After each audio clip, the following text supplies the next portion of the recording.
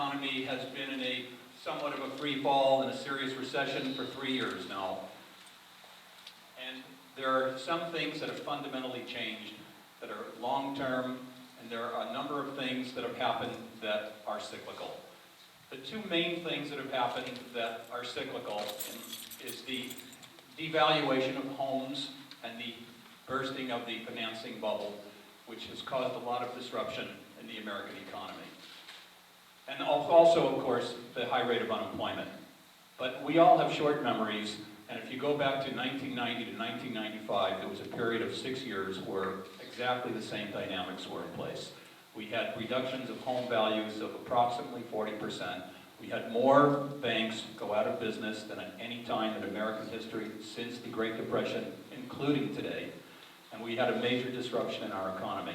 And by the later 1990s and into 2000 years, we had a robust economy, values had rebounded, and they were higher than ever.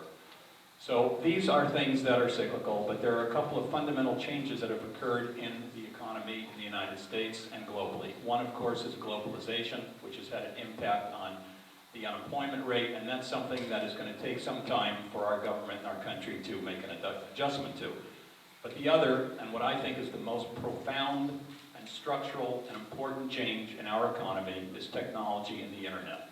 I think back about my own business 30 years ago, which was considerably smaller than it is now, but I still have 1/3 as many bookkeepers working for me today than I did then. I used to have, years ago, a receptionist full-time. Now we don't do that, we use voicemail. We used to have secretaries for the executives that worked in our offices. Now everybody uses email. There are a number of efficiencies of labor that have occurred because of the internet, and this is part of the disruption that we're experiencing with the economy today. One of the other disruptions is that there's comparative buying now, and this gives people an opportunity to get the best price at any time, at any place, and of course this shrinks the margins of businesses. So what have I done about it? And hopefully this is something that may inspire or maybe give somebody else an idea as to how they can take advantage of employing the use of the internet. I have a commercial mortgage brokerage business that I've operated, which is a core business of mine since 1981. And this is a business that operates in a pretty traditional sense, based on people going out and procuring others who are looking for real estate loans, commercial real estate development loans, and real estate refinancing and purchase loans. And then we have people that work in our office who track the market, and they make a catalog of all of the different lenders so that we have an idea of what the loan alternatives are for a prospective buyer. Now, if this business is very well run and very efficiently run, you have some people that can compile a database and relationships with approximately a couple of hundred lenders. But it occurred to me a year and a half ago that there are more than 10,000 commercial lenders that do real estate financing in the United States. And that eventually somebody was going to recognize that my business is really just selling information, and that this would be much more efficiently done on the internet. So the last year and a half I've spent building a new business, and the opening page reads, Koss Resource, making commercial real estate real easy. It's an interrelational resource where it has all different kinds of things that are going to help people in the pursuit of their commercial real estate business, which includes leases and iterations of leases for all the different kinds of businesses like commercial, industrial, office, and so on, all different kinds of real estate documentation, a variety of other real estate information that will be helpful for them, an opportunity to do commercial real estate networking, but most importantly, we've been able to take the 10,000 lenders, put them on the internet, give somebody an opportunity to now go on the website and put in the parameters of what kind of a loan they're looking for, and then not only find the lenders that are best qualified and have the most suitable programs to do that, but it will actually link them directly with the lender that will do that loan.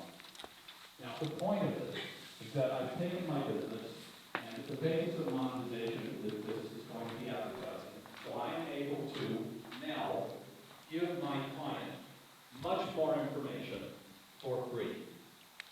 But they formerly would pay a substantial amount of money for it, because typically in our industry they would pay 1% as a loan fee to the mortgage broker.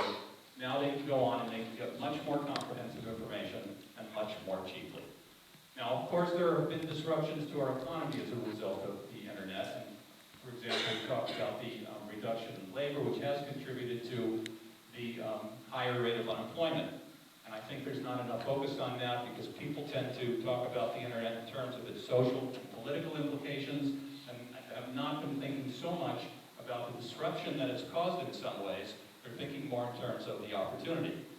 But of course, there are always obstacles and opportunities. And yes, there are enormous, phenomenal opportunities on the internet, which I am trying to employ now with my business, but I would submit to you that this is an opportunity for everybody who's interested in doing commerce on any level.